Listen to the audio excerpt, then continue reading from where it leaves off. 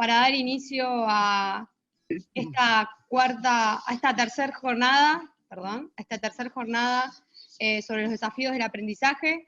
Y bueno, desde la Secretaría de Extensión, junto con SAOP y el ICE, ya va a ser este cuarto año que estamos organizando y estamos muy contentos de, a pesar de la pandemia, estar pudiendo encontrarnos nuevamente, y nuevamente a pesar de la pandemia y nuevamente en esta tercera jornada. Así que le voy a dar la palabra a mi compañera María Cristina Ruiz, del ICE, para que conduzca esta tarde nublada. Bueno, buenas tardes a todas y a todos.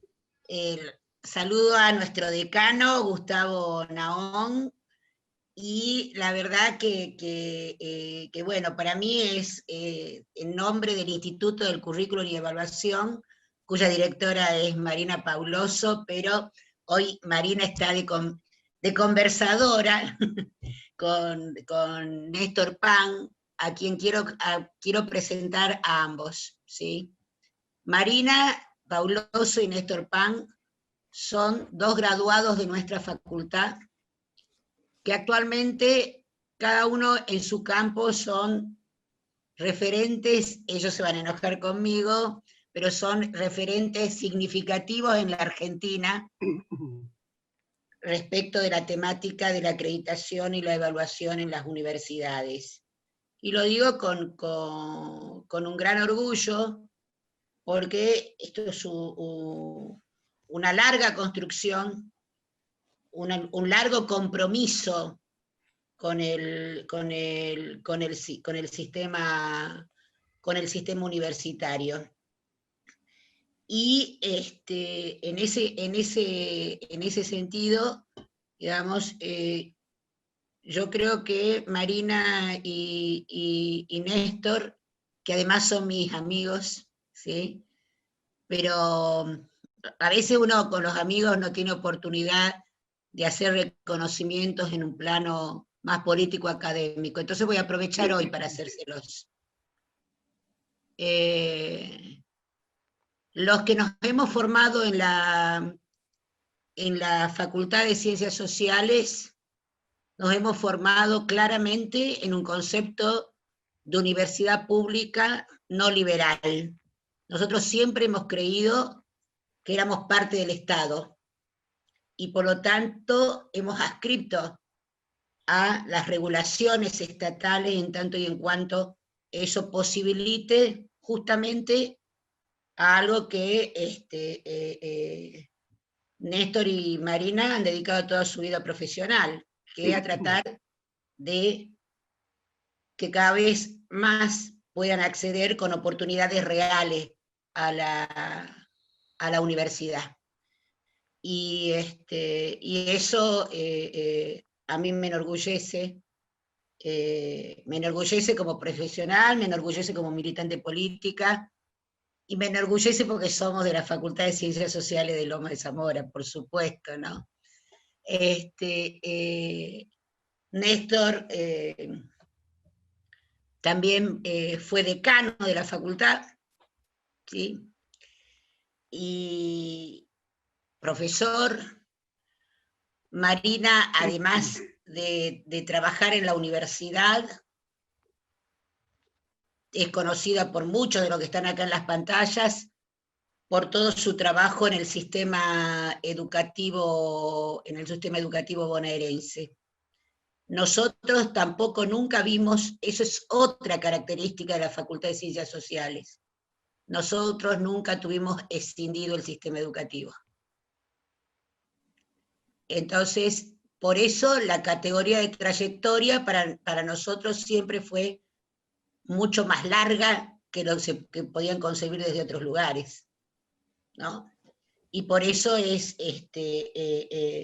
nuestra preocupación a lo largo de todas nuestras historias de vida, ¿sí? Y las historias de vida de los que vienen a la facultad.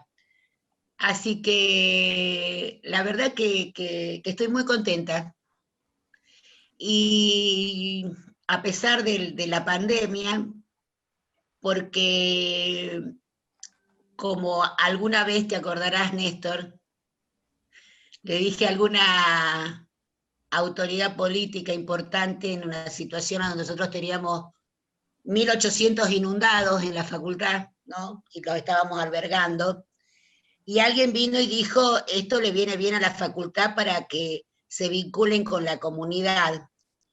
Y yo le contesté en ese momento, le dije, la Facultad de Ciencias Sociales no necesita una inundación para vincularse con la comunidad, porque siempre somos, fuimos y seremos parte. Tampoco de una pandemia.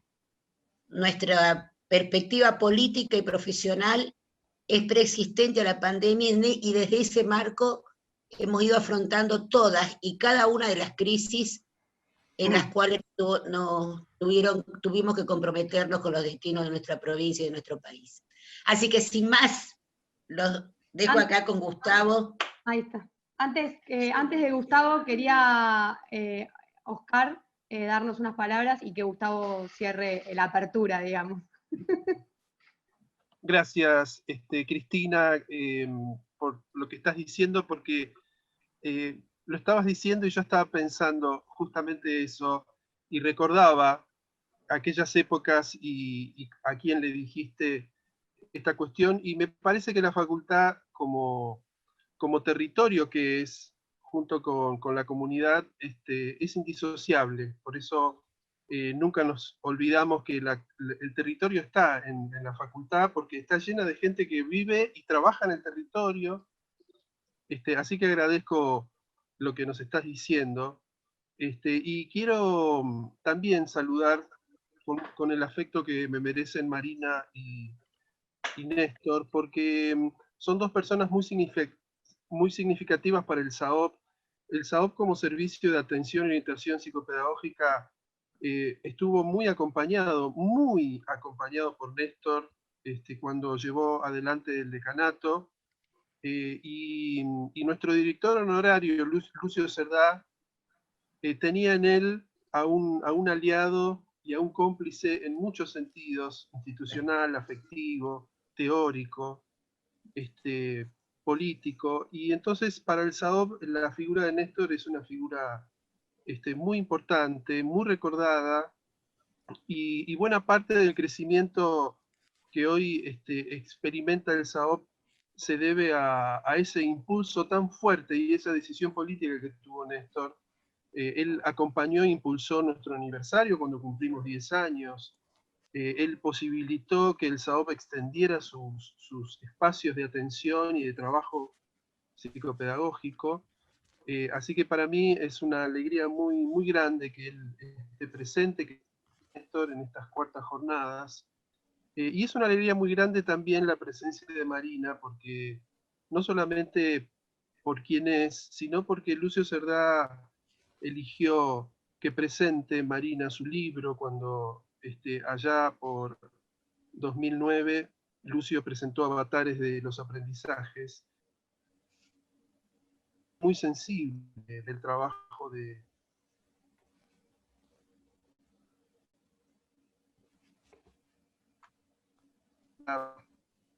conocían a Marina, escuchar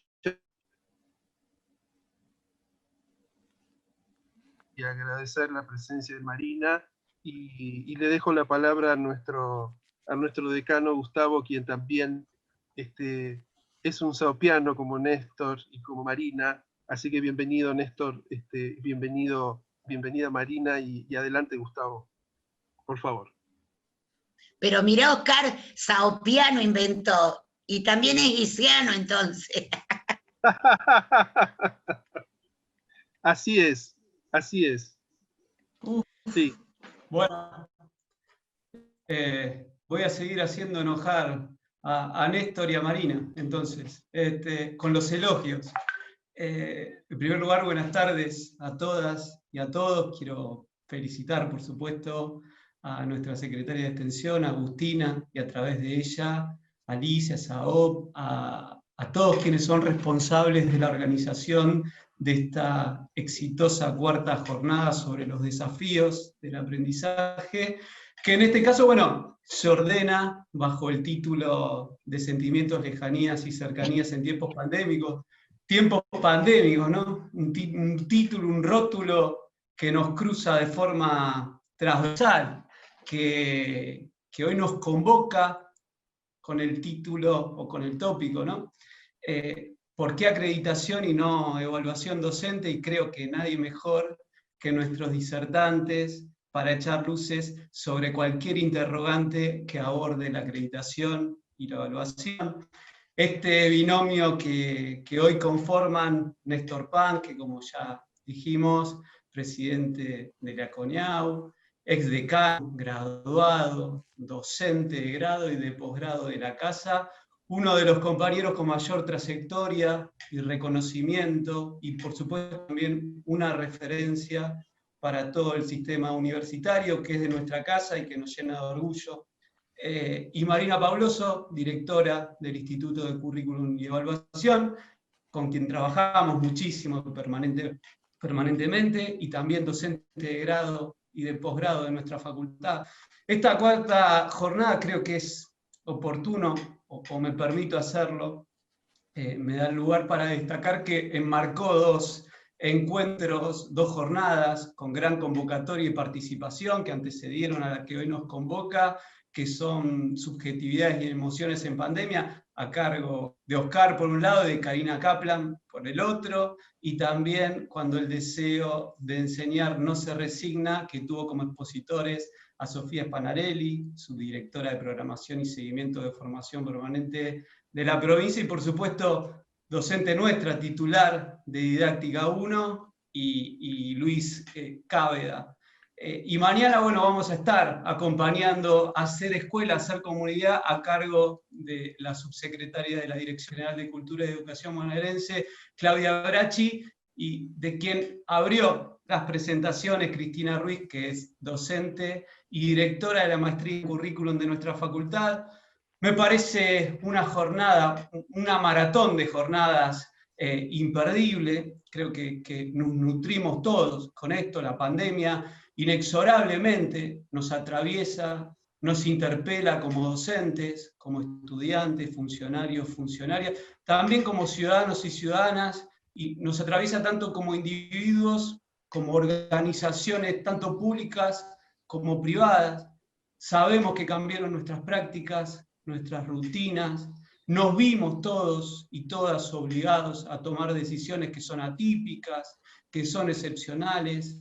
Decimos que son solo aplicables a este contexto de emergencia y solo efectivas en el caso de sociales, por ejemplo, con los niveles de compromiso, de dedicación que alcanzamos gracias a nuestros equipos docentes, a nuestros trabajadores no docentes, a los estudiantes. No me gusta caer en los determinismos tecnológicos, pero sabemos que hay un consenso en la comunidad educativa sobre el hecho de que estas plataformas virtuales y la modalidad a distancia que tuvimos que adoptar de forma abrupta van a continuar después del ansiado retorno a la presencialidad, ansiado por todos, ¿no? Sabemos que van a continuar, pero esperamos que lo hagan como complementos o como alternativas, ¿sí? Como decía, en este contexto, la educación, en realidad la sociedad toda, pero la educación se convirtió en un gran laboratorio, más allá de nuestro compromiso con la gestión educativa, también, y sé que todos estamos en esto, debemos comprometernos con generar aportes desde el pensamiento crítico, por eso valoro tanto estas jornadas, desde el análisis y desde la reflexión, con el objetivo de transformar esta crisis en una oportunidad y sobre todo, me parece, con volver fortalecidos, con generar aprendizajes para volver fortalecidos.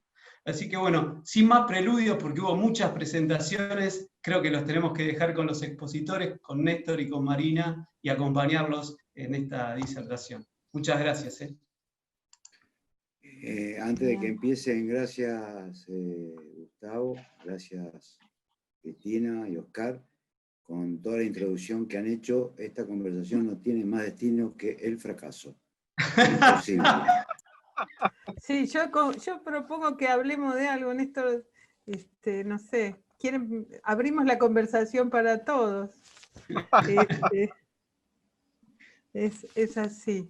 Tenemos que arrancar. Quiero meter una publicidad antes de que arranque Marina, agradecerle a Claudia Brachi que se acaba de sumar al encuentro y nos va a acompañar, por lo que veo. Así que bueno, y decirles que la esperamos de vuelta mañana para charlar con Cristina nada más. Muchas gracias. Presta atención, Claudia, presta atención. Nos acompaña Sofía también, la veo allí y agradecemos su presencia. No quieren que hablemos, Néstor. Bueno. Gracias por venir, sería. Antes uno asistía a estos lugares por la medialuna, ¿viste? Hoy te queda en el fondo de la casa. Esto demuestra el mito de Sarmiento. Sarmiento nunca faltó a la escuela porque quedaba en el fondo de la casa. Nadie falta al fondo de la casa. Oh, exactamente, abajo de la higuera la tenía. Claudia, supongo que no se habrá equivocado de día. Les quería ver a ustedes. Bueno, pero no la vamos a hacer, no le vamos a... Hola, Clau, pero no le vamos a dar la palabra a Claudia de ninguna manera. En todo caso, preguntar. Mañana. Dale, te lo pido. Te cedo la palabra, Marina. Bueno, si les parece, arrancamos con nuestro tema, que es un tema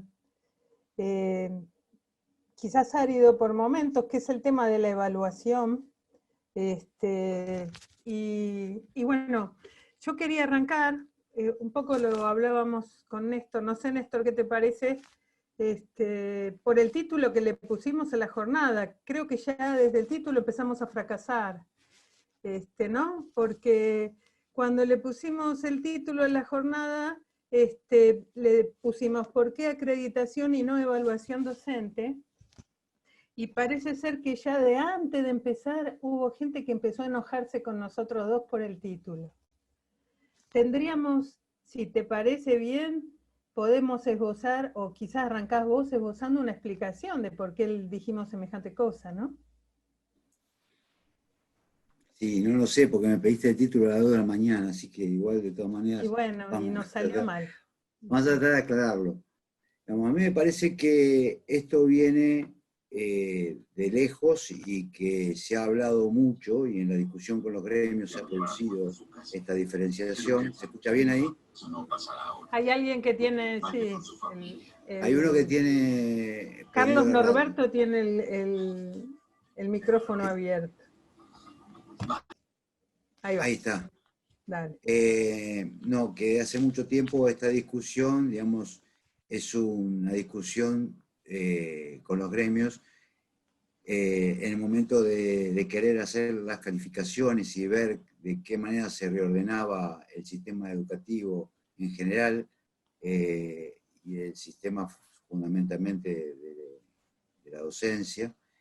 Se apeló, digamos, al término de evaluación de los docentes. La evaluación de los docentes es un tema, digamos, que apunta a una puntuación individual, valga la redundancia, y que nada tiene que ver con el modelo que se siguió hasta acá, digamos, en el sistema universitario, que es un modelo sistémico, digamos, dentro de los indicadores. El modelo sistémico, la diferencia que tiene con esto, que en un momento se discutió en Ciudad de Buenos Aires fuertemente, la posibilidad de ponerle puntaje y calificaciones a los docentes, nada tiene que ver con este sistema, porque yo quiero recordarles a algunos, por ahí algunos no lo saben, y en esto también me sirve para refrescar la memoria, que en el caso de la acreditación en Argentina comenzamos con la carrera de medicina, y esas mismas carreras de medicina solamente habían acreditado el 8% de las carreras. O sea que, de acuerdo a la Ley de Educación Superior, lo que tenía que producirse inmediatamente después era el cierre del 92% restante de las carreras.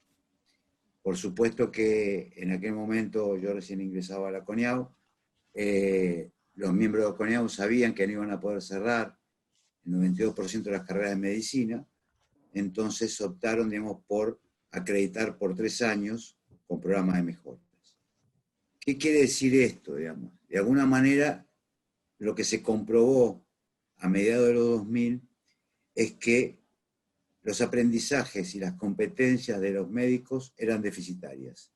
Y este es un tema muy delicado, porque uno puede hablar de cualquier profesión en Argentina, pero los médicos resultan una profesión en sí misma muy delicada y se sigue debatiendo este tema. De aquel momento hasta hoy, lo que fueron mejorándose fueron los indicadores. Quiere decir, las debilidades que tenían estaban fundamentalmente radicadas en dedicaciones docentes, en posgraduación, en laboratorios, en sistemas de seguridad, en sistemas de monitoreo, de seguimiento, de práctica profesional, una serie de indicadores en los cuales estaban subestándar. Siempre que diga subestándar, quiere decir que no alcanzaban los límites de aprendizaje para los alumnos. O sea que estábamos formando médicos con profundas debilidades. En este sentido, lo que ocurrió, digamos, de allí en más, es que cuando llegaron las carreras de ingeniería y observamos, ustedes recuerden que los estándares, aquellos que no lo saben, y aquellos que lo saben se los recuerdo, lo hacen las propias corporaciones de decanos. O sea que los propios decanos dicen, estos son los contenidos mínimos que tiene que saber un ingeniero, digamos, para tener las competencias y los saberes necesarios para recibir el título de ingeniero. La acreditación se produjo, los resultados fueron que solamente el 8%, nuevamente, 7 y pico, casi 8, acreditaron, con la diferencia que acá estábamos frente a 400 carreras. Entonces nos dimos cuenta que estábamos en serias dificultades y ahí vino la varita mágica del Estado. Ahí se produjo un proceso de inversión muy fuerte, porque las debilidades en las carreras de ingeniería sintomatológicamente eran de inversión en laboratorios, que hay muchas especificidades, inversiones en sistemas de seguridad, inversiones en posgraduación, los ingenieros no tenían posgraduación, no asistían a los posgrados, no se formaban, no se actualizaban, bajas dedicaciones docentes, bueno, todos esos niveles se revirtieron y esas dos áreas disciplinares, medicina e ingeniería, hoy andan alrededor del 80% de acreditación. ¿Se escucha alguien? Ahí está. Ya está. Andan alrededor del 80% de acreditación. ¿Qué quiere decir esto? Digamos que el modelo sistémico lo que permite es mejorar el lugar de la formación, no evaluar a los que están, porque eso no es corregir, digamos, la formación, sino hacer una evaluación que no tiene un destino específico. Lo sistémico lo que hace es formar a las nuevas generaciones. Cuando nosotros vemos en las carreras de ingeniería las debilidades que han podido suplir, los déficits que tenían y que hoy no tienen las carreras de ingeniería, la posformación, por ejemplo, los ingenieros aumentaron la posgraduación en un 700% en 7 años. Esto fue impactante para las propias carreras, con lo cual, digamos, se produjo un crecimiento a tal punto que empezamos en aquel momento ya a ver convenios con Alemania que empezaron a llevar a partir de 2012-2013 a los ingenieros. Toda esta problemática, digamos, cómo se abordó, quiero decir, cómo se abordó exitosamente, está muy vinculada a los programas de mejoras y de inversión. De allí más vino la agronomía, arquitectura, bueno, todas las carreras que después las podemos aclarar. La diferencia fundamental que tiene esto, cuando señalamos el modelo de acreditación, es que el modelo de acreditación acompaña a toda la institución señalándole las fortalezas y las debilidades y acompañando en el proceso de debilidades. La acreditación por 3 años, a los 3 años nosotros asistimos nuevamente y vemos cuáles son esas debilidades, si se subsisten o no, y vuelven a acreditar por 3 años. Digamos, es decir, que es un proceso lento. Nadie que diga que el proceso de calidad es un proceso rápido está en la respuesta certera, está más cerca de la respuesta mágica. Si no queremos encontrar respuestas mágicas a un proceso de calidad, cuando uno dice vamos a llevar adelante una política de calidad, no lleva menos de 10 años en la primera etapa y 6 años en la segunda etapa, para llegar a tener los mínimos de calidad.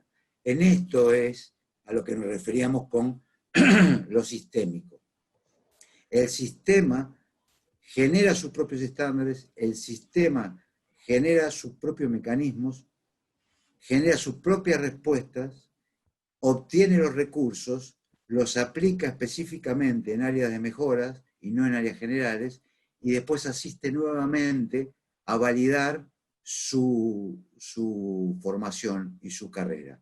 Así es que nosotros pudimos mejorar la posgraduación en todo el sistema universitario, pudimos mejorar el sistema de investigación, la vinculación de extensión, el impacto, digamos, de la extensión con respecto, digamos, al medio y con respecto a la vinculación tecnológica.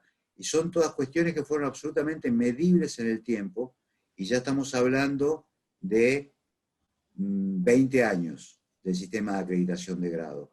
Y creo que estamos viviendo los resultados. Me refería a eso, Marino, con el título, que lo puse tarde, pero tenía algún sentido, porque justamente el modelo liberal, digamos, apunta a una evaluación directa, digamos, del docente, digamos, con una puntuación sin saber muy bien si después se está refiriendo a premios y castigos, si se está refiriendo a disminución de los salarios o a qué, no sabemos muy bien a qué.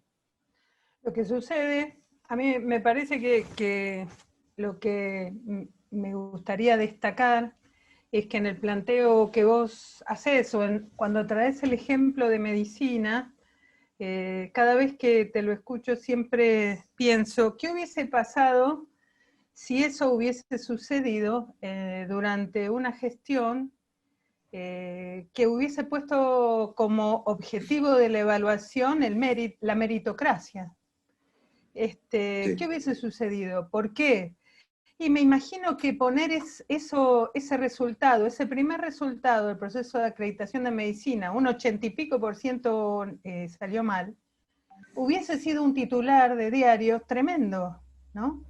Si el objetivo fuera meritocrático, si el objetivo fuera hacer listas, rankings de desempeños, quizás lo que se juega detrás de las categorías acreditación, evaluación, está muy vinculado a interpretar que la evaluación es la toma de exámenes y que el destino de la toma de exámenes es la configuración de una escala, de un ranking, del mejor al peor, del peor al mejor, cuando un sistema como el que tenemos en las universidades, que ese es un tema también solo en las universidades, no hace transparente el fracaso, ¿no?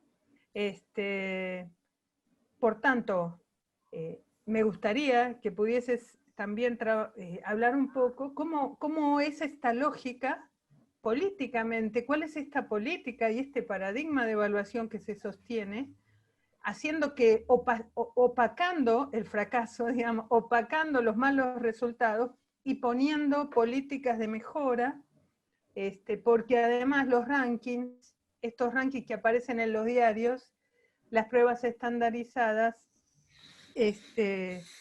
tienen otras intenciones también, ¿no? Otras intenciones que también están vinculadas a la mercantilización o al uso de esa información para otros fines. Sí, es verdad.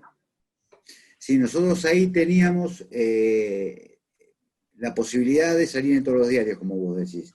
Decíamos, el 92% de los médicos que se forman en Argentina no adquieren las competencias mínimas para hacerlo, con lo cual, digamos, hubiésemos provocado titulares, pero no consenso. El consenso se provoca en silencio, trabajando junto con las instituciones, porque vos sabés que hay una cosa, digamos, que por ahí en Lomas no tenemos, porque el conurbano eso no lo tiene, ni en Lomas, ni José Cepá, ni en Quilmes, que en los diarios de las provincias las acreditaciones salen en los diarios. Cuando acreditan el posgrado, acreditan el grado, salen, cuando ese grado ya le mandan tapas, ya exageran, ¿no? Y por supuesto que cuando es no acreditación nadie dice nada, digamos, todo como si no hubiese ocurrido, y todos hacemos, todos jugamos de locos ahí, digamos, y que nos hemos olvidado. Pero fundamentalmente es por esto, porque si nosotros hubiésemos ido hacia la noticia, no hubiésemos conseguido el consenso, porque originalmente la Comisión Nacional fue creada para que las universidades públicas muestren los déficits que tenían en la formación y ellos busquen su propio financiamiento, pero que no se lo dé más el Estado. Nosotros tenemos que revertir esa situación con política de Estado de acuerdo. El acuerdo no es muy complejo, porque el acuerdo finalmente es con el CIN y con el CRUB. Lo único que en aquel momento, y voy a hablar ahora de la meritocracia, competíamos con 2 agencias privadas. El problema que había allí es que había un financiamiento de las universidades privadas hacia acreditaciones privadas. ¿Por qué? Fundamentalmente porque veían debilidad en la Comisión Nacional, digamos, y cuando vieron que la Comisión Nacional, ya a partir de 2006, 2007, 2008, había crecido en su presupuesto, había crecido en la formulación de los estándares, había crecido en la demanda, porque hoy a nadie se le niega una denuncia de Monen Sanz, un vaso de agua o pertenecer al artículo 43. Ninguna de las 3 cosas se le niega a nadie, digamos. Entonces todos quieren pertenecer por una cuestión de prestigio al artículo 43. La última discusión fue la semana pasada porque acompañante terapéutico lo pasaron a 4 años y la ponen dentro del 43.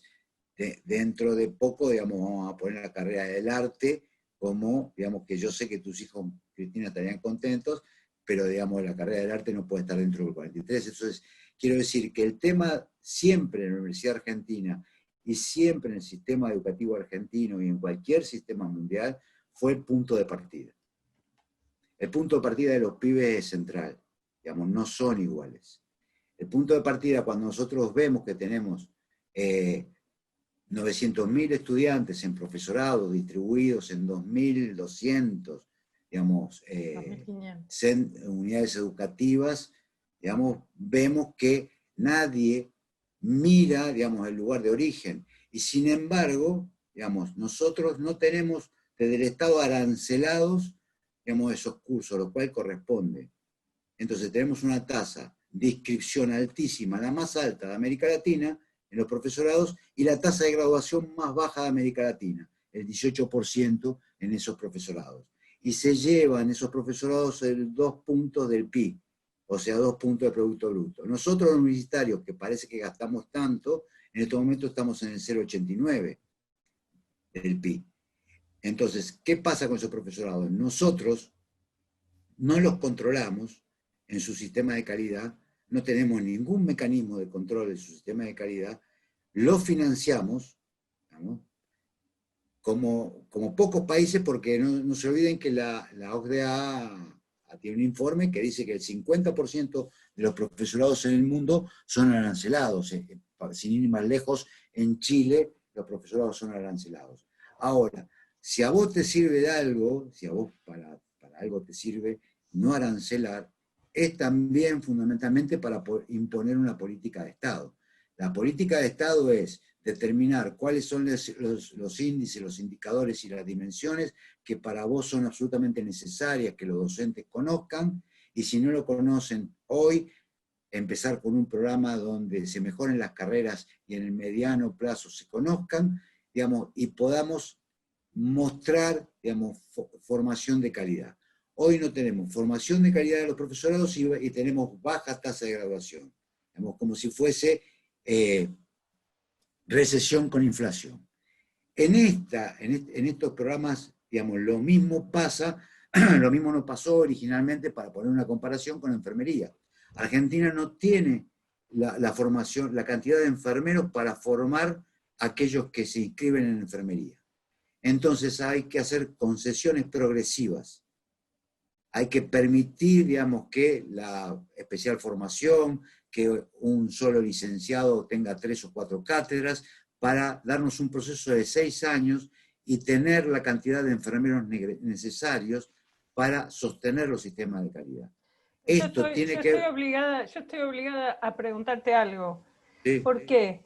Porque acá está lleno de compañeros y compañeras del país muchos son graduados de la universidad y seguramente debe haber muchos que no son graduados universitarios. Es decir, son profesores que se han graduado en Instituto de Formación Docente. Y nosotros en nuestro país tenemos un sistema formador docente de dos cabezas, o quizás tenemos dos sistemas formadores, Néstor. ¿Por qué? Porque nosotros tenemos un sistema que forma profesores en la universidad, que puede pensarse, y se está pensando, desde las lógicas de evaluación y acreditación que vos estás describiendo, en donde, por ejemplo, a mí me gusta decir que CONEAU para las universidades y su agencia, que es CONEAU, para mejorar la calidad de la formación de la universidad, no tuvo que tomar ningún examen a ningún estudiante. Ningún proceso de acreditación de la CONEAU implica que se le tome examen a alguien.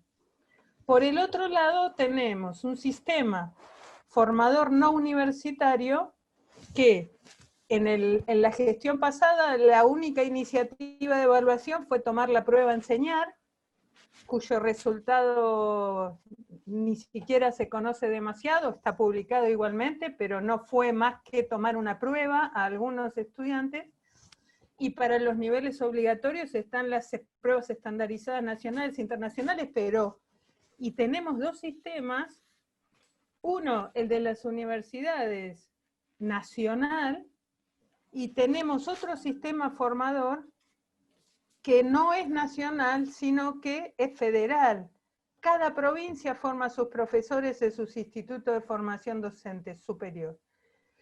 Institutos que, a diferencia de la universidad, tienen una configuración de la autonomía muy distinta. No tienen la misma autonomía que las universidades, no tienen presupuesto como tienen las universidades, no eligen sus autoridades como hacemos nosotros. Entonces, ¿podemos pensar en la misma evaluación para estos dos sistemas? Sí, inclusive, justo cuando mencionaste eso, recordé el ACCEDE. Nosotros en un momento determinado en ingeniería tomábamos el examen a los que tenían el 80% de la carrera cumplida. Salía un montón de gente con las pruebas, digamos, supuestamente ocultas, digamos, porque las había hecho el servicio secreto de la CONEAU y salía en forma clandestina y nocturna para llevarle los exámenes a los alumnos para que los alumnos los hiciesen. Iban a todas las universidades, a las facultades de ingeniería, a todas las universidades, volvían y hacían los informes. ¿Saben qué comprobamos nosotros en los informes? Que las debilidades que tenían los alumnos en sus pruebas ya estaban señaladas en el informe de evaluación de la carrera.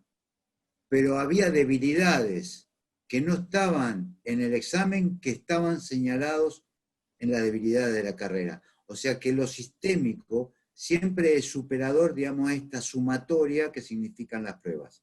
También quiero recordar una cuestión que hace, ya llevamos 12 años ininterrumpidos de esta necesidad del sistema universitario de acreditar los profesorados universitarios.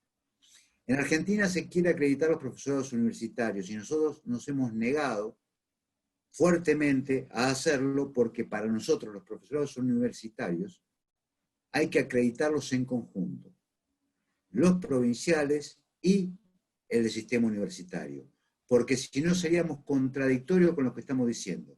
Tendríamos profesorado de primera y de segunda, ¿no? Exactamente. Una cosa así. Tal cual. Porque lo que nosotros no queremos crear, digamos, es que existe Córdoba, La Plata, Buenos Aires, y las grandes universidades, los centros, digamos, académicos y las periferias pobres. Entonces, ante eso tuvimos dos respuestas. Llegar, digamos, con la acreditación de la misma manera de exigencia a los centros y a las periferias académicas, por un lado, y por otro lado, que todas las instituciones del país debiesen acreditar sus posgrados, porque ustedes saben que en el conjunto de Latinoamérica esto no es así. Digamos, acreditan los posgrados aquellos que tienen fuentes de financiamiento de mayores recursos, porque son los posgrados que se cobran, digamos, entonces hay posgrados de primera y posgrados de segunda. Nosotros, como queremos dividir esta cuestión de centro y periferia, que cada vez se nos hace más difícil, después les cuento por qué, digamos, hemos resistido a que los profesorados sean profesorados universitarios y profesorados provinciales, porque tiene que haber estándares uniformes para todos y todos tienen que alcanzar esos mínimos para revertir esta situación, digamos, en la formación. Porque no es que el sistema, y voy al final, digamos, como una conclusión de los dos sistemas de formación, no es que el sistema universitario esté mejor en calidad y mejor en graduación. El sistema universitario está mejor en calidad. Los profesorados están mal en calidad y están mal en graduación. Pero la graduación de los dos sistemas muestra como el gran fracaso, como que hemos llegado a un punto, digamos, donde tenemos que reconvenir y reconveniar todo. Por ahí, en el tema de la pandemia, cuando empezaron las discusiones y las discusiones internacionales, que hemos discutido con agencias de varios países, hemos debatido, digamos, el tema de la pandemia, de la significación. Yo escuché en muchos lados que la pandemia era una oportunidad, nada peor, nada más horrible que pensar que la pandemia es una oportunidad. Digamos, la pandemia nos desnudó a todos. Estuvo muy bien Gustavo cuando dijo al principio cómo pudimos, salimos a cubrir las necesidades. Lo que se produce en el sistema universitario argentino es muy grave. Tenemos la mayor tasa de graduación de estudiantes cada 10.000 habitantes de América Latina, porque nosotros estamos tocando las 455, mientras si vemos a Brasil 390 o Chile 360, y la más baja tasa de graduación, estamos en 28 cada 10.000 habitantes, mientras que cuando vas a Chile tiene 57 o a Brasil 60. Entonces, ¿qué quiere decir esto? Que nuestro sistema universitario, digamos, se ha agotado. Lo que no entendemos es que se ha agotado por los diseños, por las estructuras, por las ofertas, por la metodología de conceder los créditos, porque no tienen crédito los pibes, porque los pibes hacen 1 año y medio y se van y no le dan ninguna certificación, porque el ministerio no firma ninguna certificación sobre esos créditos, porque un estudiante de ingeniería ingresa adolescente y se va a 2 años de jubilarse, entra, que hace los 100 metros en 10 segundos y cuando se va hace los 100 metros en 1 minuto y medio. Entonces, estas cuestiones me parece que han mostrado el colapso del sistema. El sistema está colapsado. Es decir, tenemos menos del 50% que termina el secundario, el 18% en los profesorados con 2 puntos de inversión del PIB, digamos, ahí dando vuelta, digamos, una serie de docentes, digamos, intentando hacer lo que pueden en el sistema de formación, de educación superior no universitaria, y los universitarios repitiendo, esperando encontrar otros resultados. Miren, te voy a contar una cosa. Los resultados que vemos este año en contador y en derecho, que había una vieja frase que teníamos nosotros cuando estudiábamos, que dijo algún sabio en nuestra facultad, que si atabas a una vaca en la Facultad de Derecho durante 5 años se llevaba el título. En estos momentos la graduación en Derecho está por debajo del 20%, o sea que 80 de cada 100 pibes se van, no están. Eso era el resultado que teníamos de ingeniería nosotros hace 15 años atrás. Hoy lo tenemos con Derecho y Contador, con resultados de estas características. Cuando uno va a ver, y me asocio a lo que decía Gustavo, porque también es muy interesante tener estas reuniones para desalentar a la gente, cuando vemos la educación a distancia, lo que hemos comprobado en carreras de estas características, que superaba la deserción, el abandono, perdón, el 65% en el primer año, con un promedio de 57%. Quiere decir que hay algunas que están por arriba del 70%. Esto significa que abandonan más los estudiantes que se anotan en carreras a distancia que presenciales. Es mayor el abandono. Superior. Cuando tenemos tasas de abandono o deserción, porque hay algunos que lo llaman militarmente, no deserción, y otro que lo llaman, digamos, pedagógicamente abandono, digamos. Para los humanistas, abandono, digamos, para los más rígidos, deserción. Esto, más o menos, ronda el 21% en las públicas y el 31% en las privadas. Pero qué paradoja se da en la nueva construcción de los ni. Es que en las privadas están entre el 35 y el 50% en el primer año la deserción o el abandono. Mientras que en las públicas, en las áreas periféricas, si no lo tengo a Gustavo ahí para ratificarlo, en el primer examen se nos va, en el primer examen, no el primer año, en el primer examen se nos va más del 50% de los pibes. Estamos en líneas generales, este es el resultado que se ve en las periferias académicas. Ahora, ¿qué pasa ahí? Ahí lo que pasa es que los guarismos se nos van a cualquier lado, se nos disparan los indicadores.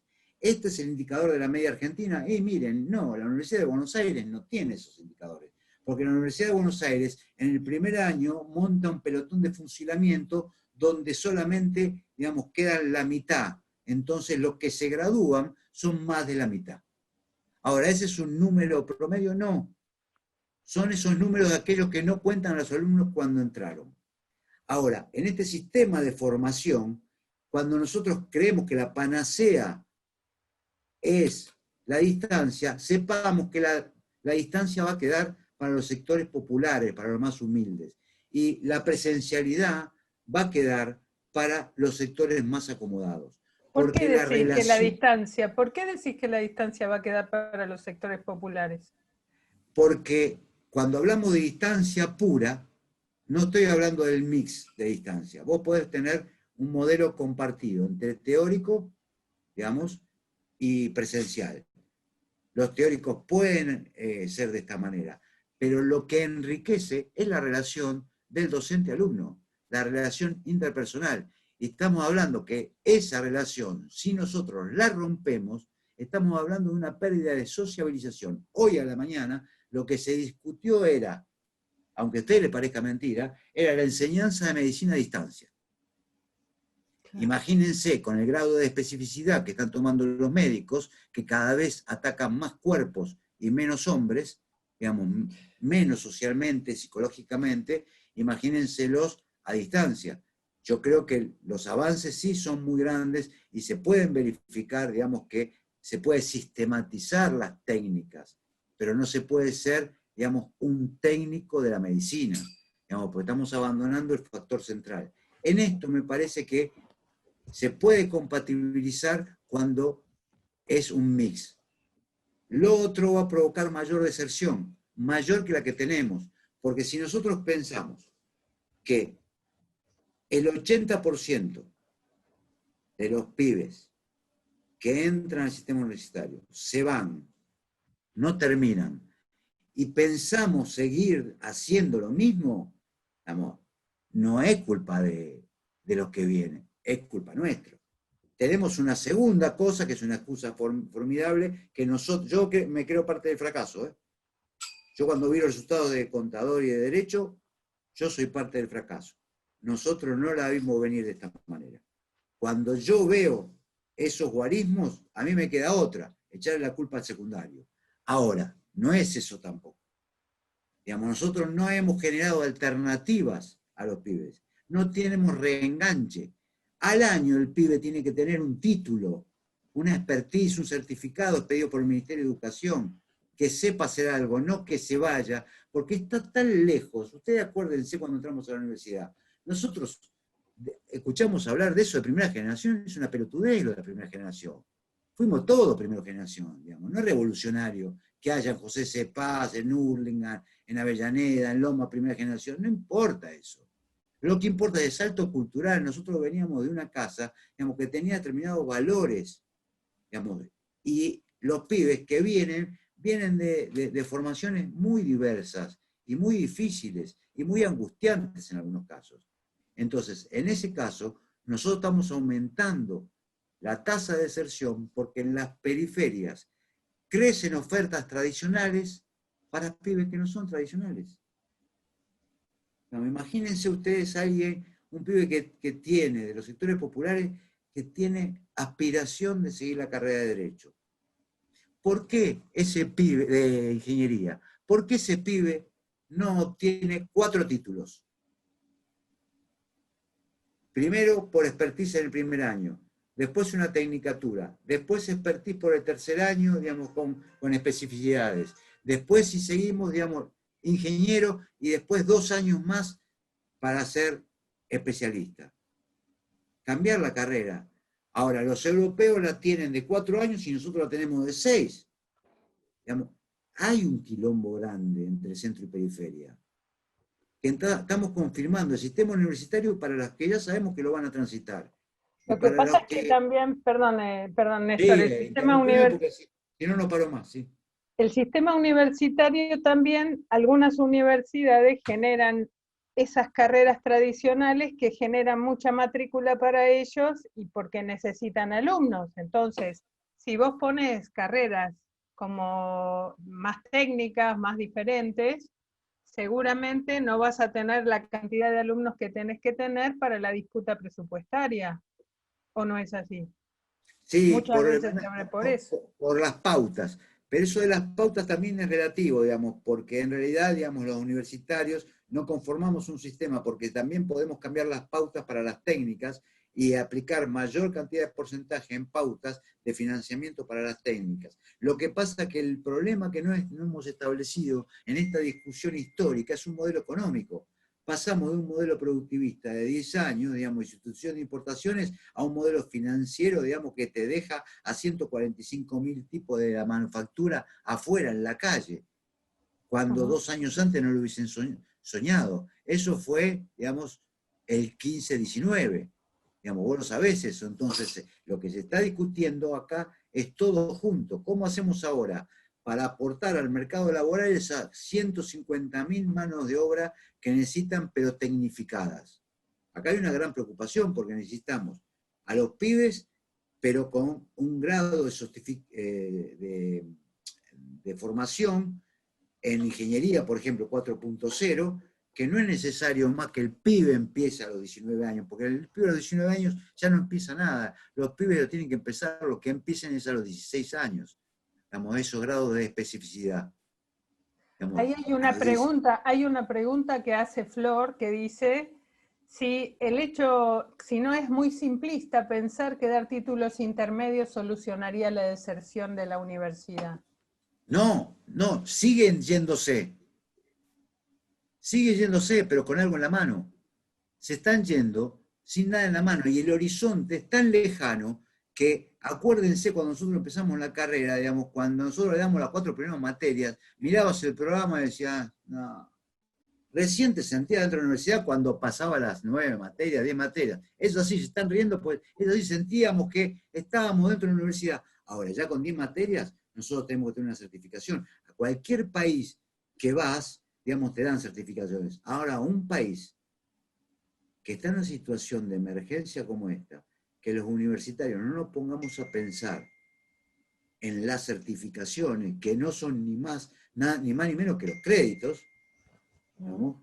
Con cualificaciones, es decir, una oficina abierta en el ministerio que otorgue estas certificaciones rápidamente, no con la lentitud que lo hace hoy, no, por supuesto, pero que esté ágil, digamos, en ese procedimiento, no va a disminuir la deserción, va a permitir cualificar, porque Escúchame, se van a ir igual por ahí. Sí, estos problemas que tenemos como sistema universitario, o como en realidad tenemos en el nivel superior, tanto universitario como no universitario, no es solamente de la universidad. ¿Es el motivo por el cual se está pensando en un cambio en la ley de educación superior? No, están pensando un cambio en la ley de educación superior porque todos, siempre cuando llegan, piensan en un cambio de la educación superior para pasar a la gloria. Pero nadie sabe muy bien ni dónde está la gloria, ni qué cosa cambiar a la ley de educación superior. Si les preguntás, yo he ido a cabildos abiertos que hemos hablado de la ley de educación superior. He criticado abiertamente el cambio, digamos, que querían hacer, digamos, porque me parecía que los cambios que hay que hacer se pueden hacer sin tocar la ley de educación superior, porque cuando vas a la Cámara de Diputados y el Senado te la tocan todos aparte, ¿no? Y cuando me fui los comentarios fueron que yo estaba de acuerdo y que proponía cambios dentro de la educación superior. Es decir, hay deseos, y lo que mata hoy, hay dos cosas en un día como hoy que matan, la humedad y el Zoom.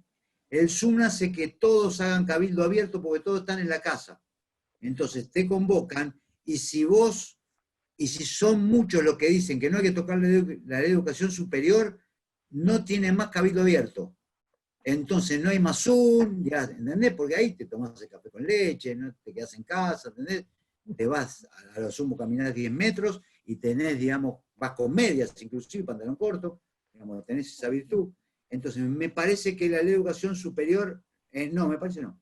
Les digo una cosa, ya les anticipo. La ley de educación superior no se puede tocar, porque en pandemia, con las condiciones económicas que tenemos, con el orden de prioridades que tenemos, digamos, que son brutales, digamos, creo que hay muchas cosas para hacer antes que tocar la ley de educación superior. Me parece, Marina.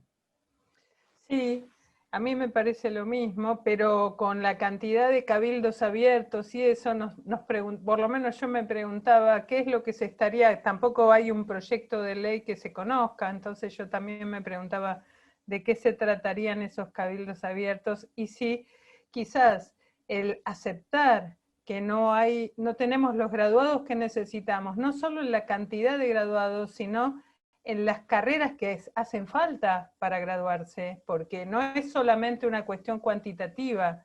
Nosotros no tenemos los profesionales que necesitamos. Vos hace un rato decías, no nos alcanzan los enfermeros, no nos alcanzan los enfermeros, no nos alcanzan los médicos, no nos alcanzan los ingenieros, y en el sistema educativo, Néstor, no nos alcanzan los profesores.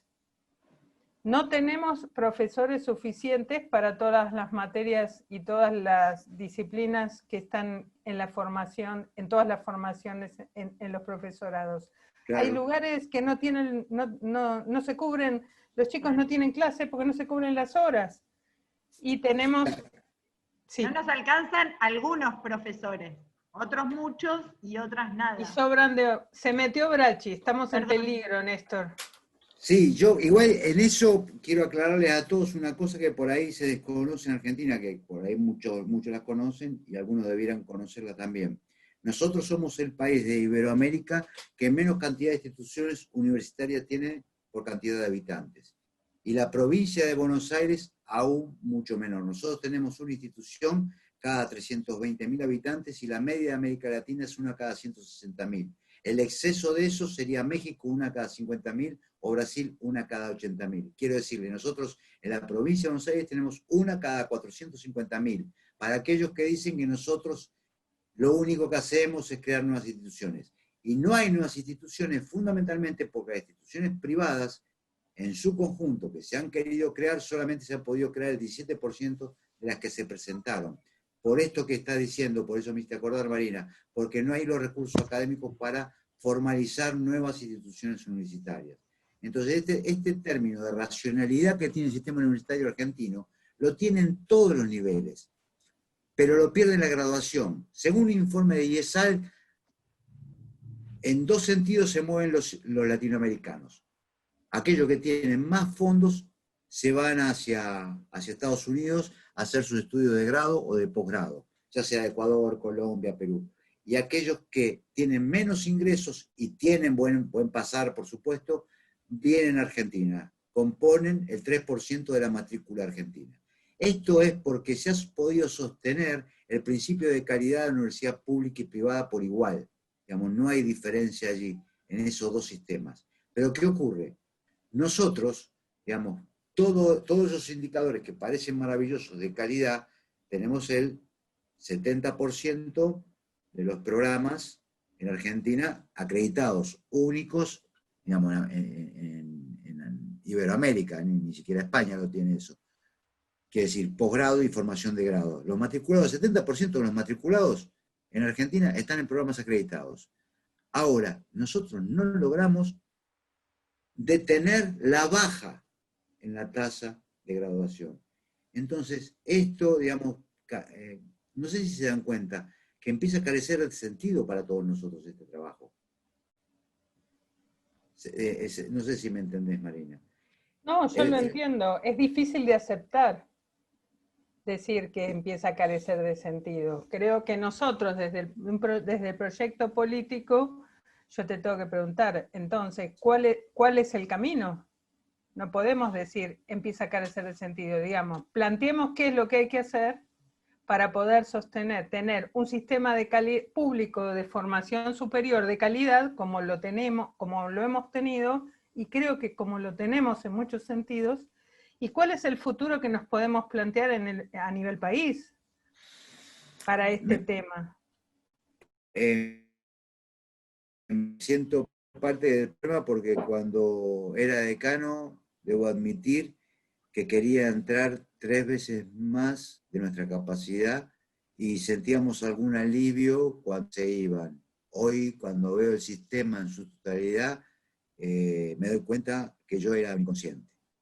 Por supuesto que no estábamos hablando de estas tasas, pero quiero empezar, digamos, diciendo que yo también era un inconsciente.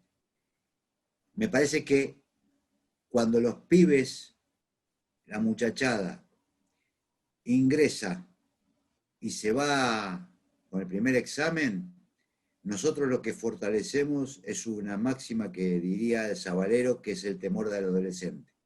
El temor del adolescente siempre es no servir para nada, y nosotros cuando lo echamos apenas ingresó, se lo estamos confirmando.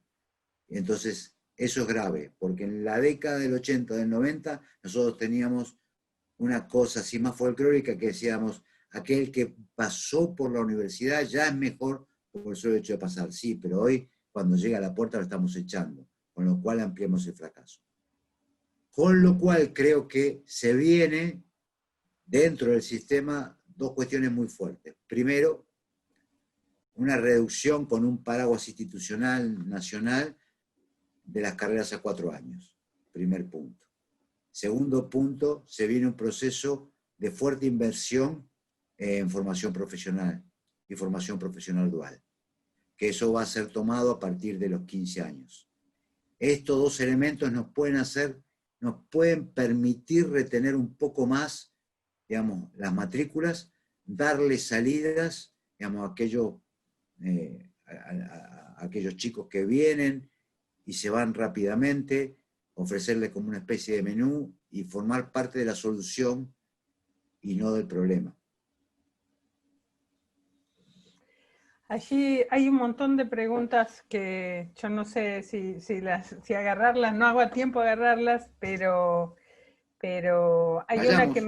pero me parece, una que estoy viendo que me parece importante que hace Noemí, que es que si lo que estamos diciendo es que los egresados del 6º año de la secundaria 2020 de este año tienen asegurado el fracaso en el ingreso universitario 2021, pregunta Noemí. Sí, ya sabemos los porcentajes. Sí, ya los tenemos. No hay ningún motivo para que no se repita lo del año pasado. No va a empeorar, se va a repetir. No hay ningún motivo para que, claro, para que mejore, no hay ningún motivo, digamos. Si tenemos suerte, se repite los guarismos. De todas maneras, ha habido un proceso de transferencia interesante que yo no sé si se los comenté. Le comenté lo que pasó del 2002 al 2015, ¿no? Le comenté la tasa de inversión, ¿no? No. Miren, nosotros vivimos una experiencia muy especial. 2002-2015 hubo una tasa de inversión inédita para la Argentina en la universidad pública. En esos 13 años, digamos, de tasa de inversión fuerte, cuando uno va a ver la matriculación, ve que la universidad pública creció en 234.000 matriculados. Y cuando ve el crecimiento en esa etapa de expansión de las instituciones privadas, crecieron en 204.000. ¿Qué quiere decir esto? Que cuando participaban en 14 puntos en la matrícula, pasaron a participar en 21 puntos la privada. O sea que ese proceso fuerte de inversión nuestra se dio, digamos, en pos de la mejora de la calidad y del crecimiento de la universidad pública. Había becas, no se olviden, habían estímulos.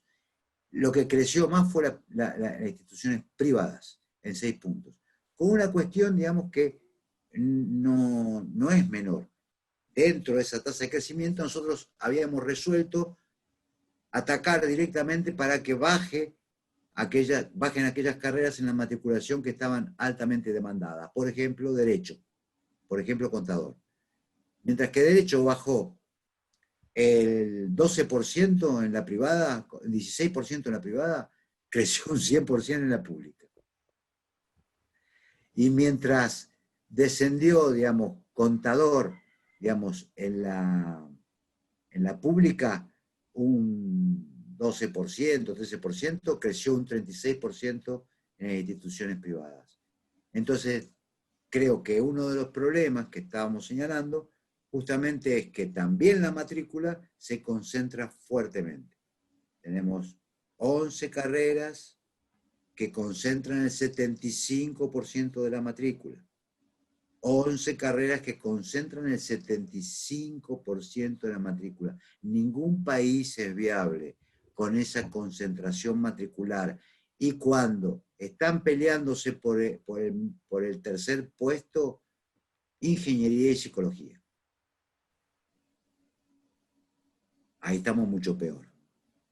Porque lo que más ha crecido, digamos, en esta última etapa, fue Derecho y Psicología. 2 carreras de conflicto. No hay ninguno acá, yo me quedé bastante solo, pero cuando íbamos a la cárcel de Seiza, los privados de su libertad optaban por 2 carreras, Psicología y Derecho. La primera para ver cómo habían hecho para entrar ahí, la segunda para ver cómo hacían para salir de ahí. Quiere decir que la sociedad civil más o menos está escogiendo la misma problemática. Ese chiste que haces es tremendo. Nosotros tenemos es el país que tenemos mayor cantidad de psicólogos en el mundo. Ahora, sí. ¿No? Sí, Oscar sí. Lo debe aparte Oscar hace que sí con la cabeza porque hay mucha competencia. Sí, pero más allá de eso también es un dato que ingeniería esté compitiendo por el tercer puesto. Esto significa que hubo un gran crecimiento de las ingenierías, que se supone, quizás se podría interpretar que es lo que se necesita. Entonces la pregunta que quizás subyace, y algunos están preguntando por ahí, tendría que, digamos, que planificarse, restringirse el ingreso hacia las carreras que el país más necesita.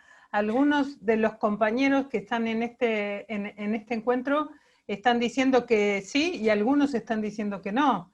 Pero nosotros tendríamos que tener políticas que tuviesen que ver con poder orientar el ingreso a las carreras que el país necesita. ¿Tendríamos que hacer eso? Nosotros carecemos del elemento empírico para hacerlo. El elemento empírico es que nosotros en Argentina, paradójicamente, digamos, nos damos el gusto de no hacer seguimiento de graduados. ¿Qué quiere decir eso? Que no sabemos de qué trabajan nuestros graduados.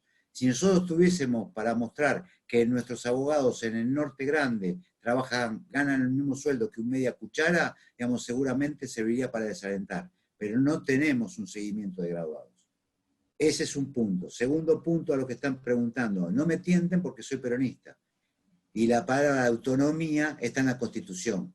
Así que yo no pienso ni siquiera en este Zoom violar por un instante la Constitución.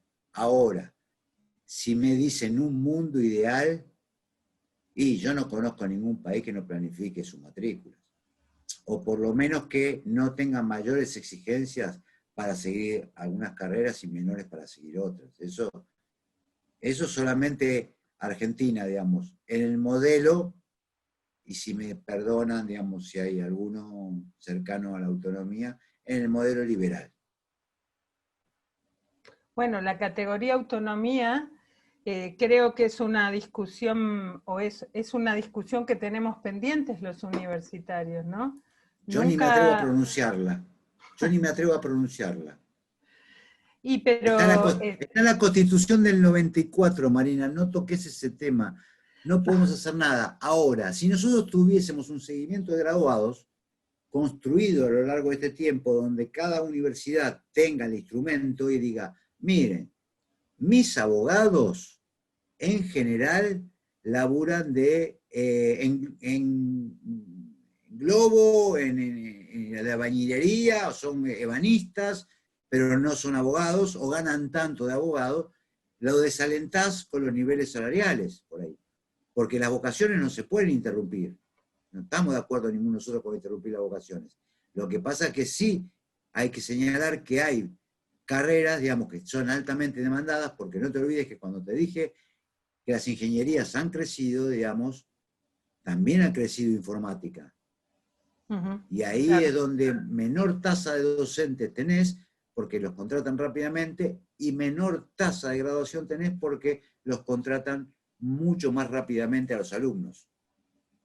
Y esto lo saben todos. Sí, lo que pasa es que algunos nos podrían decir, bueno, no podríamos, entonces la universidad tiene que funcionar respondiendo a lo que las empresas necesitan. Eso sería un esquema parecido al norteamericano, ¿no? No. De hecho, digamos, el sistema... ¿En qué consistiría la articulación con el mundo del trabajo y con el mundo de la producción? ¿Cómo hacemos para establecer el vínculo entre universidad y mundo productivo sin ponernos en una relación de sometimiento o quizás sin perder lo que nos queda de autonomía? Porque entonces, por un lado, no tenemos los graduados que necesitamos, no estudian las carreras que al país le hace falta, y si nos vamos para el otro lado, entonces terminamos respondiendo a los intereses del sector empresarial. No, coincido. Pero cuando vos estableces o tenés prioridad en el modelo económico, por eso es todo al revés. Cuando tenés prioridad en el modelo económico, las tendencias cambian también. Digamos, por ejemplo, ¿en qué momento se incrementan las matrículas excesivamente o se han incrementado históricamente? En la década del 90, la mayor desocupación. La gente está desocupada y va a la universidad. Digamos, esos, digamos, tienen que ver con el ámbito, lo que está ocurriendo en la sociedad. La sociedad nuestra ha dejado de ser productivista. Entonces, nosotros venimos de unos 90 donde el ingeniero manejaba el taxi.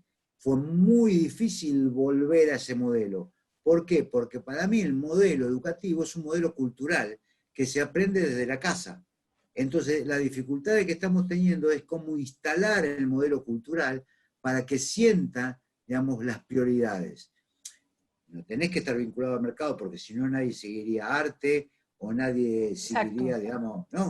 Carreras que sabemos que son muy difíciles a la hora de proveer el sustento. Nadie seguiría la que seguí yo, comunicación social.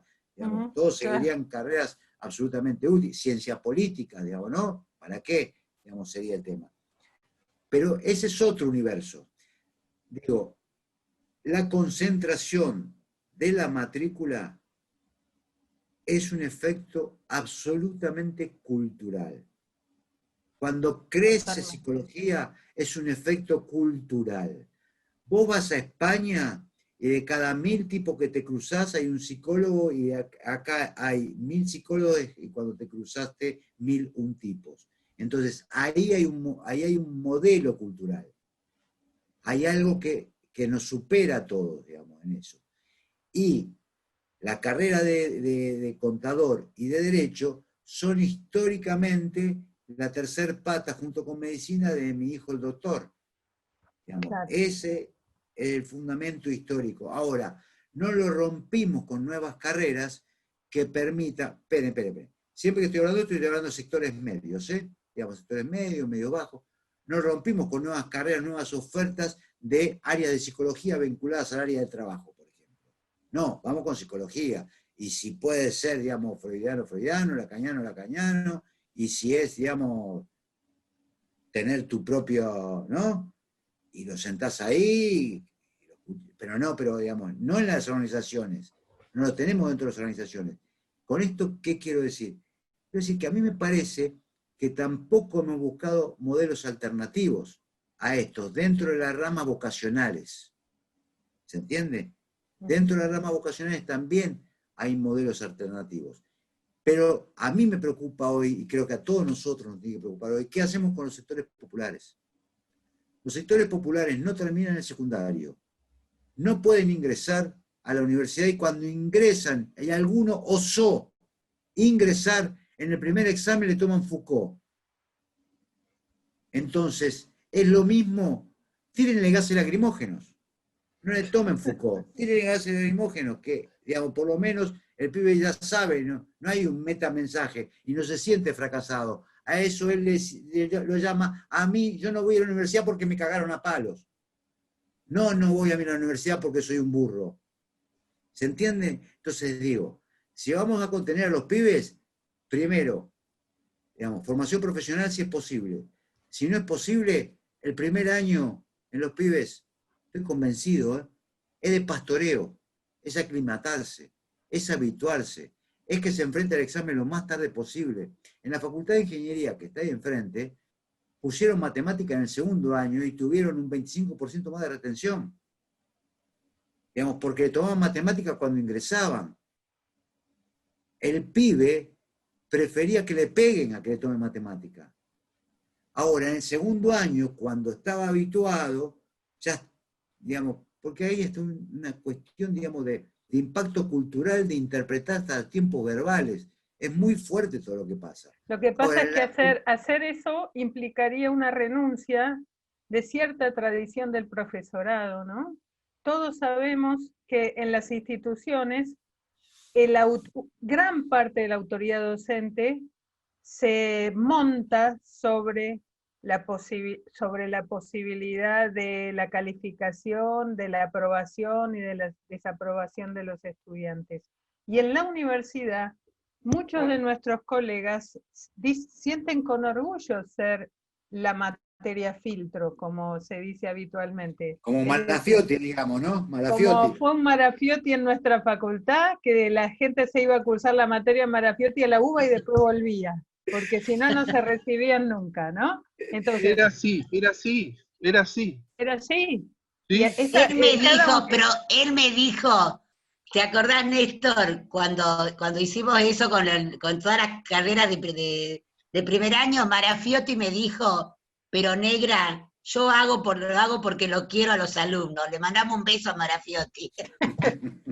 Digo, como bien vos dijiste, Néstor, es una expresión cultural, siempre es una expresión cultural. Cualquier institución de la sociedad expresa una síntesis cultural. Y los profesores y los que, digamos, tenemos las responsabilidades de la educación, también somos portadores de expresión cultural personal y de identidades que hacen que la universidad sea esto y no otra cosa. Romper con esto, con esta configuración cultural de la Universidad de Argentina, que nos llena de orgullo, por supuesto, pero que necesariamente en este momento tiene que asumir la responsabilidad de cambiar, de tomar un rumbo diferente, nos enfrenta a la mayor resistencia, que somos los universitarios mismos, que somos los que no tenemos el coraje de asumir esa responsabilidad en muchos casos, ¿no? Sí, pero el tema de la universidad es que a la universidad todos dicen que se va a aprender. Entonces la mejor forma de aprender me parece que es esa, digamos, ¿no? Habituarse, digamos, al sistema es la mejor forma que tiene, digamos, un joven de aprender, digamos. Eso es lo que está aprendiendo a aclimatarse, a incorporarse. Está bien, perdóname que te siga hinchando, digo. Sí. Me parece que, no sé si el objetivo de todas las universidades es lograr que los estudiantes se queden, aprendan y no se vayan y se gradúen. Quizás es estar en la universidad por sí mismo y tratar de reproducir o de sostener la institución para que sobreviva en el país, más allá de sus resultados. Nadie... no veo que se hagan, no veo, salvo aquellas que tienen que pasar por la acreditación, las carreras y las universidades que obligatoriamente tienen que acreditar en el grado y en el posgrado, ¿sí? Como son, como decías, la del 43 y el posgrado, y hay que ver si el resto de las universidades tienen alguna preocupación por rendir cuentas sobre lo que hacen. Control no hay. Eso es cierto, pero por lo menos aclarar que nosotros no estamos diciendo que tienen que transitar toda la universidad aclimatándose. Nosotros lo único que estamos señalando es que en un principio se tiene que aclimatar porque el cambio es muy fuerte, digamos, y se tienen que arbitrar los mecanismos. Después por ahí no puede seguir, no sigue por diversas causas, digamos, ¿no? Pero no puede ser el choque tan violento y tan diferente, digamos, el clima, por el cual, digamos, en el primer examen se van, que no se van solamente en Lomas, ¿eh? No, por se están supuesto yendo que en no. todos, en todo el Sí. conurbano bonaerense se van de la misma manera. Sí. Y en alguna del interior también. Sí, quizás para ir cerrando, no sé qué les parece a todos, pero bueno, como esta es una charla más tan dura, digamos, a diferencia de las charlas anteriores que fueron más románticas, nuestra charla, Néstor, no tiene nada de romanticismo, es bien dura, ¿viste? Que eso me parece que está muy bien, poder hablar de lo que es difícil hablar, ¿no? Perdón porque no sabía cuál era el clima del lugar, ¿viste? Por ahí no me Yo me ubiqué olvidé bien. de decirte que teníamos que tener algún toque de romanticismo. Claro, me si olvidé. sabía me venía vestido distinto, qué sé yo. Una flor me Pero ponía. como para terminar, o por lo menos para proponer Perdón, antes que siga, es que los datos son muy duros y yo no podía irme del Zoom sin decirle, acá hay datos duros, tengámoslo, tomémoslo, porque van a haber modificaciones pronto o lo más urgente posible por estos datos que se están viendo, que son, digamos, cada vez peores. Nada más que eso, por eso lo estaba diciendo. Me parecía que era el lugar ideal para decir estos datos. A mí me parece que yo había pensado que en estos últimos días, y está vinculado a la evaluación, a mi entender, hubo todo un debate sobre la vuelta del discurso meritocrático, ¿no? En los medios, fundamentalmente. Y hoy, o ayer, no me acuerdo cuándo, una colega nuestra, Sandra Carli, escribió un artículo en página 12 que diferenció meritocracia de mérito. Y ella lo planteó desde el CONICET, ¿no? Ella es investigadora del CONICET, reconociendo al CONICET como una institución fuertemente meritocrática en algún sentido. Yo te pregunto primero, bueno, ¿cuál es tu posición respecto a estas categorías y si vos considerás que la CONEAU está por el mérito o por la meritocracia? No, creo que el tema de la meritocracia es un tema, digamos, que cuando vemos el punto de partida, digamos, tenemos en cuenta la desventaja tremenda de los sectores populares, pero no de manera folclórica, sino de manera ya instituida. Digamos, el problema que estamos teniendo es que parece que ha venido para quedarse y los instrumentos que tenemos, yo estaba viendo algunas de las preguntas y estoy de acuerdo con algunas cuestiones que están diciendo. Yo no es que estoy crítico. Yo lo que creo que los números no están bien. No están bien y fundamentalmente porque se profundizaron después de estos 4 años. Quiero que sepan que eso se profundizó mucho.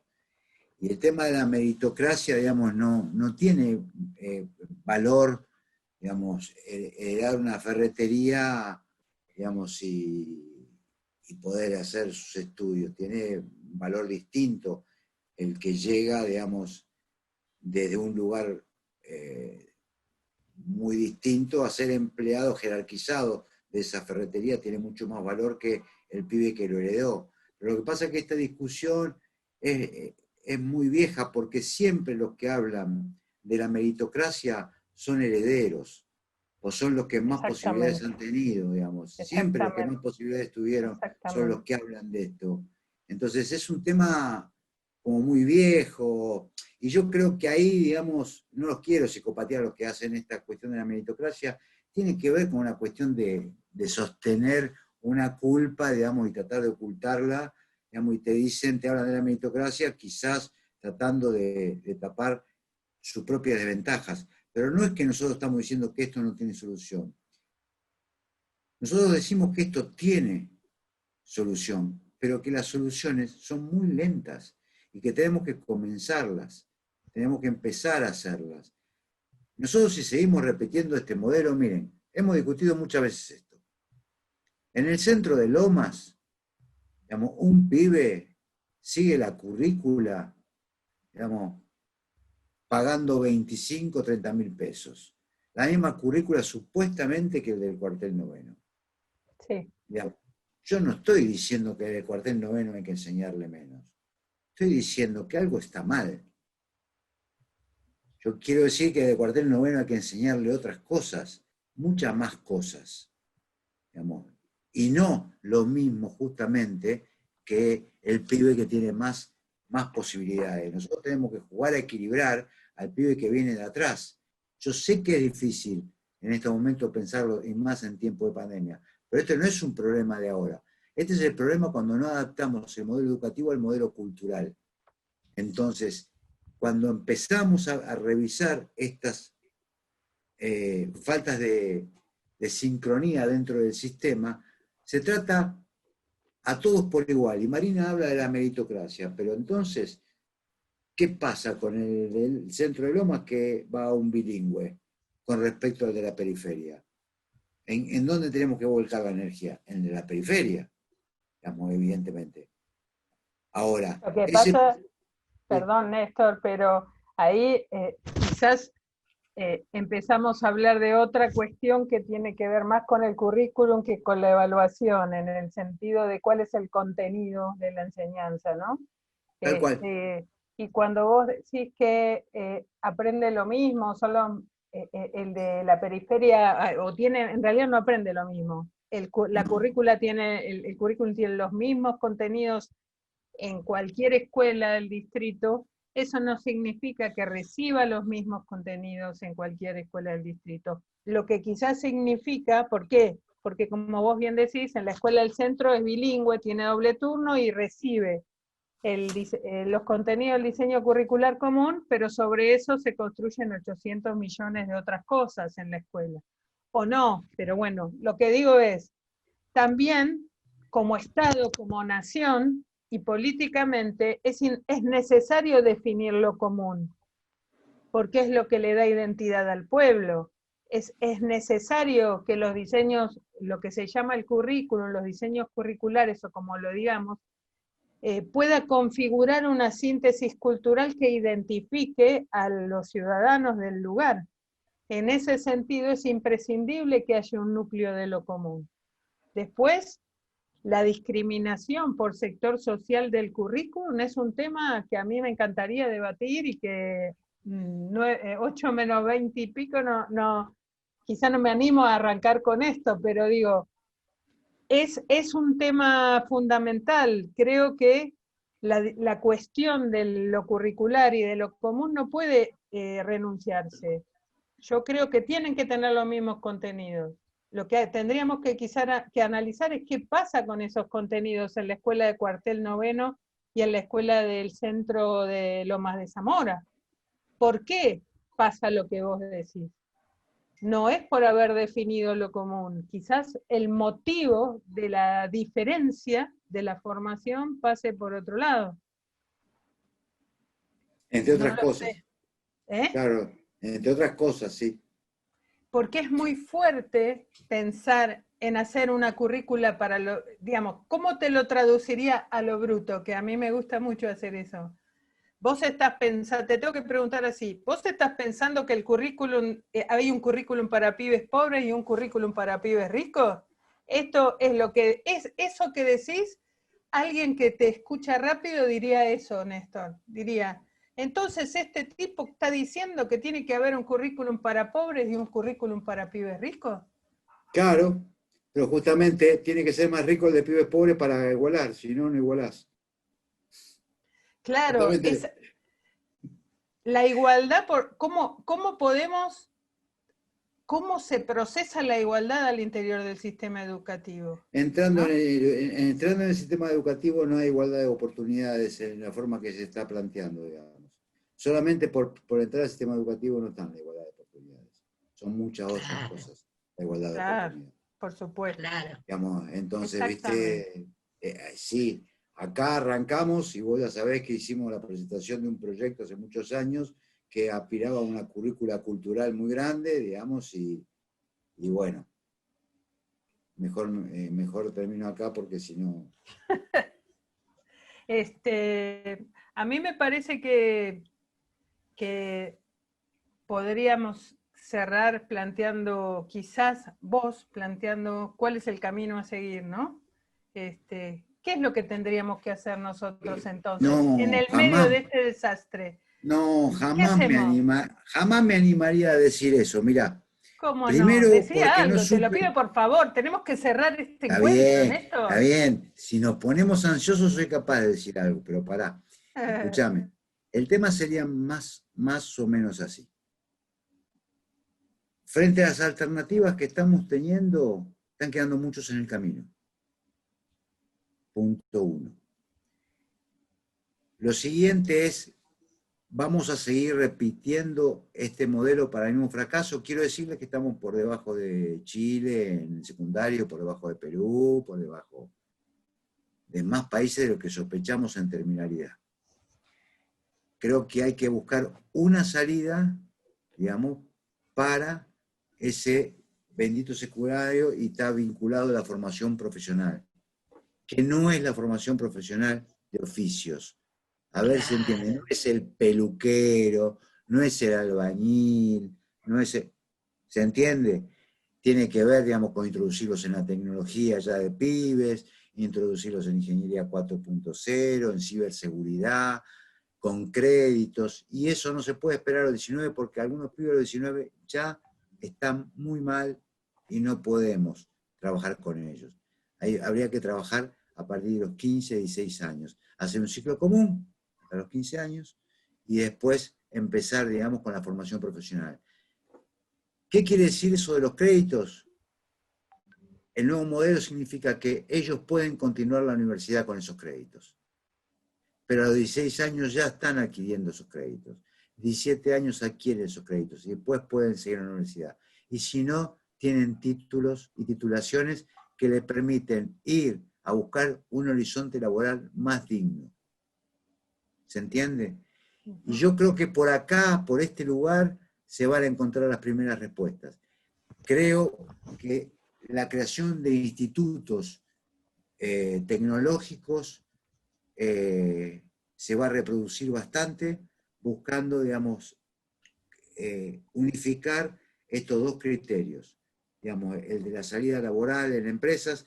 Quiero decir, no nos asustemos frente a eso, digamos, el 54% de los alemanes proviene de la formación profesional, entre 18 y 65 años, de la formación profesional adquieren su trabajo.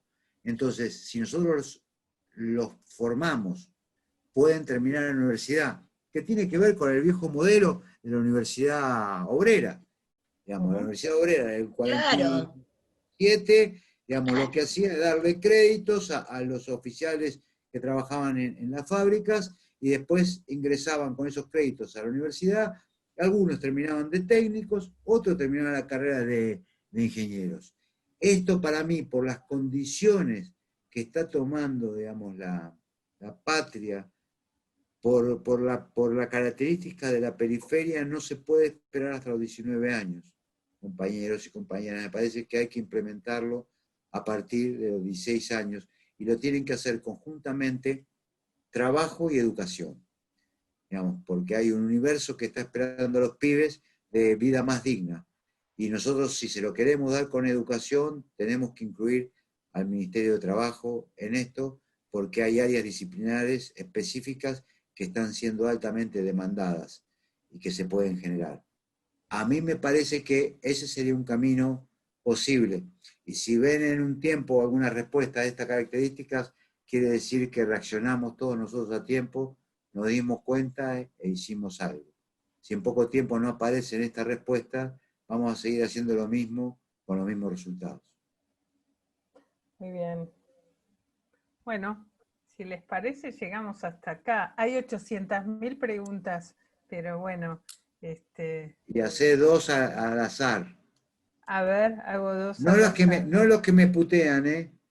Hay varios que te putean, Néstor. Y No te sí, putean, sí, pero sí, lo hacen yo con respeto, lo hacen con vivo, respeto, lo hacen con respeto. decirle que viví de eso, presidente de Aconea, digamos, en el 2006, 2007 no podía entrar a ningún lado. No, me parece que acá hay un comentario de una compañera que me parece interesante, de Victoria, que dice que es peluquera, que estudió Derecho un par de años y que ahora está estudiando psicopedagogía y no comparte porque viene de un barrio precario y está estudiando. Yo creo que tiene que ver con el tema de lo que dijiste vos de los gases lacrimógenos y todo eso, pero quizás podamos plantearlo desde políticas mayores, no desde el No, caso no, individual, ¿no es cierto? es que nos está dando la razón. Nos está dando la razón. Lo que pasa es que es resistente. Abogacía, se fue, volvió a la peluquería, vuelve, digamos, a psicopedagogía. A ver, Tiene, Perdón, ¿dónde está hablo. Victoria? No sí, muestro Victoria, porque mi dale. casa es un caos, tengo 2 niños. A ver, Sí. Victoria. Mira, cuento mi historia. Yo soy de la provincia de Córdoba, ¿sí? Siempre fui a estatal, amo la estatal. En Córdoba estoy estudiando el primer año de licenciatura en psicopedagogía. Empecé en el año 2018, me costó mucho, con 2 niños. Tuve que dejar en la época de Macri, porque la economía no podía y lamentablemente si estudiaba no podía darle de comer a mis hijos, es así. Dejé llorando porque amaba la carrera, me puse a estudiar, entré en una obra social, fue una locura porque tengo, estudiando psicopedagogía, veo un montón de realidades y demás, bueno, no importa. Yo me crié en Córdoba, tuve que hacer un trabajo práctico en prácticas profesionales 1, en las cuales me pedían una anécdota o algo con aprendizaje, la cual conté una situación mía muy particular en Córdoba, que yo conté que el primer grado no aprendí a leer, ¿no? Y me quedó muy grabado una frase de mi maestra de primer grado, la cual le decía a mi mamá de que si no aprendía, me quedaba de grabado, ¿no? Y yo me quedé con esa frase. Mi mamá trabajaba desde las 6 de la mañana hasta las 6 de la tarde en una fábrica de calzado para darnos de comer.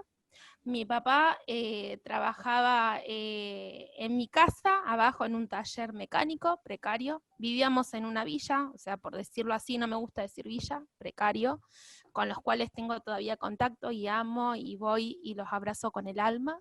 Yo no reniego de donde vengo. Iba a ese colegio, ¿no? A mí me quedó esa frase, lamentablemente mis papás, ese lugar donde vivíamos no podía pagarlo.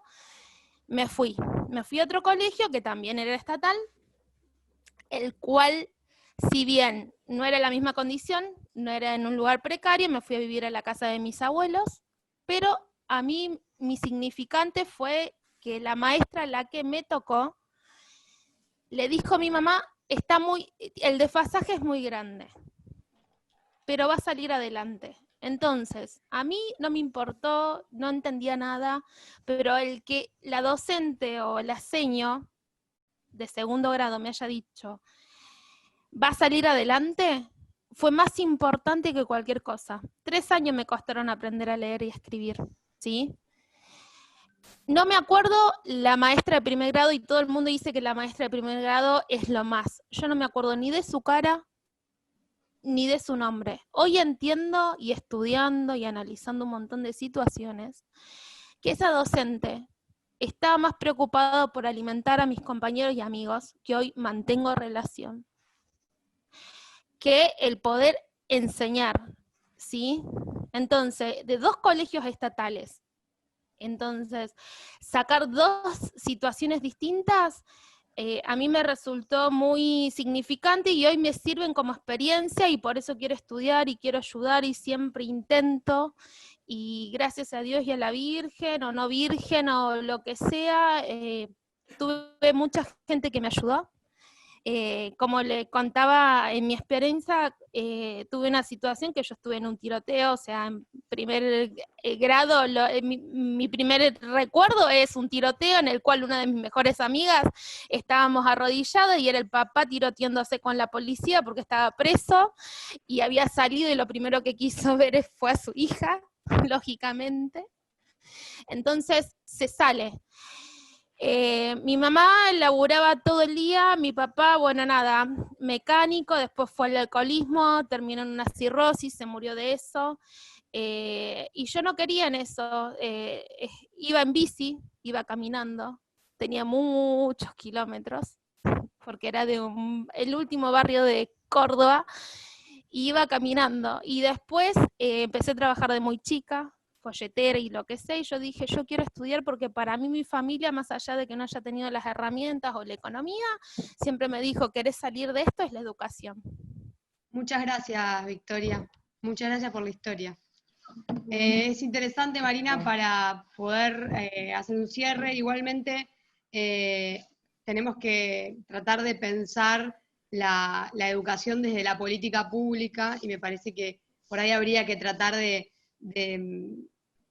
poder, a partir de la historia de Victoria también, poder reflexionar un poco más general, porque me parece que la población es mucho más amplia, y me parece que si no nos vamos a quedar con una mirada recortada sobre las posibilidades de nuestros pibes, ¿no? Sí, a mí me parece que la historia, le agradezco también la historia de Victoria, pero los planteos que creo que intentamos hacer no fueron, seguramente desde las historias individuales tenemos infinidad de otras cuestiones a plantear, y creo que desde nosotros, por lo menos lo sé desde los compañeros que estamos acá, buscamos que la universidad se llena de victorias. Claro, ahí está. Todo el tiempo queremos que las victorias estén en nuestra universidad. Lo que no queremos es que las victorias se tengan que ir rápido en la universidad, queremos que se reciban. Y creemos que hay que crear las condiciones para que aquellas victorias que llegan a nuestra universidad puedan quedarse, puedan aprender un montón y se puedan recibir y puedan ejercer su profesión. Y no tengan que irse de la universidad porque no pudieron pasar el primer examen o porque se quedaron sin trabajo rápido y no pueden sostener la trayectoria educativa. Entonces, está lleno de historias, y en nuestra facultad, lo digo con mucho orgullo, que es la primera universidad del conurbano, está lleno de trabajadores, es una universidad de trabajadores. Todos nosotros estudiamos de noche, como decíamos. La mayoría de nosotros estudió a la noche porque trabajamos durante el día. Y es un orgullo para todos nosotros. Pero sabemos que tenemos que crear las condiciones para que todos terminen, todos los que entran aprendan y puedan terminar la profesión que eligieron. Que si se van no sea porque la universidad no funciona, ¿no? Aparte durante el día estaba cerrada. En una época no existía durante el día, ahora sí. Ahora claro. Nosotros somos nocturnos por obligación. Por obligación. No podíamos ir de día porque no teníamos edificio. Pero bueno, eso, no quiero meterme en eso porque vamos a aburrir a todo el mundo. Pero bueno. Solo quiero decir una cosita, que creo que no hay gente más romántica que ustedes dos. Porque todo eso que se disfrazan de duros, ¿no? Y Oscar, Karina Kaplan, Latana, todos hablaban, digamos, de la amorosidad y qué sé yo. Eso no lo puede decir el gallego Pan.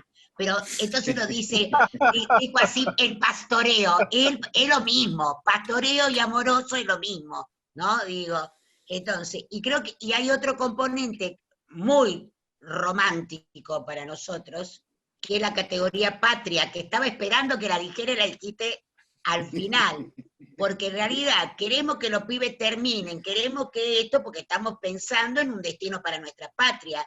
Por eso hemos hablado de modelo productivo, y cuando vos pensás en esto de la cualificación, lo estás pensando porque estamos pensando en una propuesta para la patria, ¿no? Que es mucho más que el conjunto que para los universitarios, ¿no? Digo. Está todo difícil. Así que son recontra románticos, mal que les pese. Bueno, Ahora, muchas gracias. yo creo que la patria se hace en cada aula del primer año de la universidad, las facultades, que haya en las aulas universitarias maestros.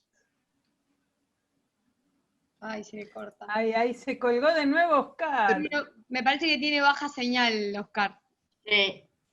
Ahí le conviene sacar la imagen.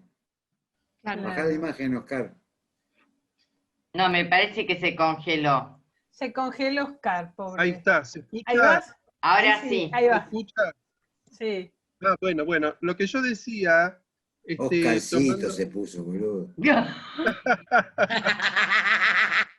Sí, porque estoy Oscarcito. trabajando con los pacientes, Néstor, entonces Ah, tengo que ser un poco infantil, por eso me pongo sí. Oscarcito. No, lo que decía es que cada profe de las materias de primer año tenemos que hacer patria para que las victorias escuchen de nosotros que van a salir adelante. Entonces ese pacto pedagógico, que por supuesto lo estamos tratando de llevar a cabo.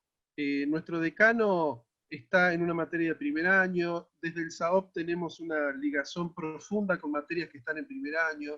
Entonces yo creo que esta cuestión de la patria que trae Cristina y esta cuestión de una pedagogía del cuidado es lo que va a hacer la revolución, es lo que va a tratar de dar vuelta a estos datos duros que trae Néstor, que son muy necesarios de conocer, muy necesarios, pero cada cuatrimestre, cada año tenemos la oportunidad de empezar a cambiar un poco la historia, me parece.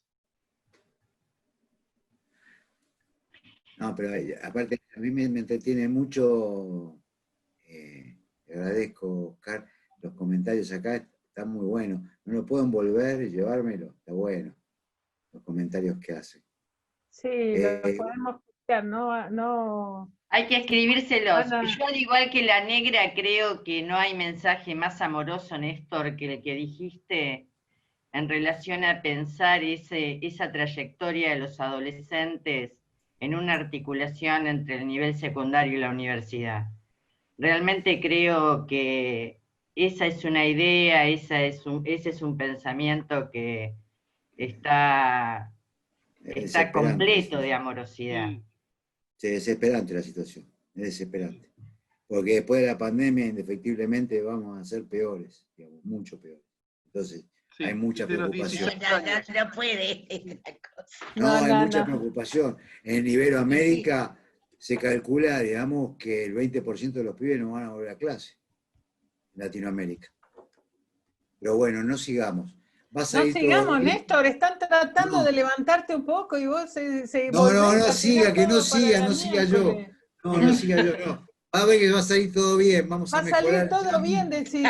Claro que sí, vamos adelante. Bueno, vamos con la formación gracias. profesional. Vamos con la formación profesional. Vamos. Gracias por Bueno, muchas gracias a todos. Gracias a ustedes. Muchas gracias a todos, a todas, y Chao, bueno, Oscar. los esperamos a todos y a negra. todas mañana a las 18.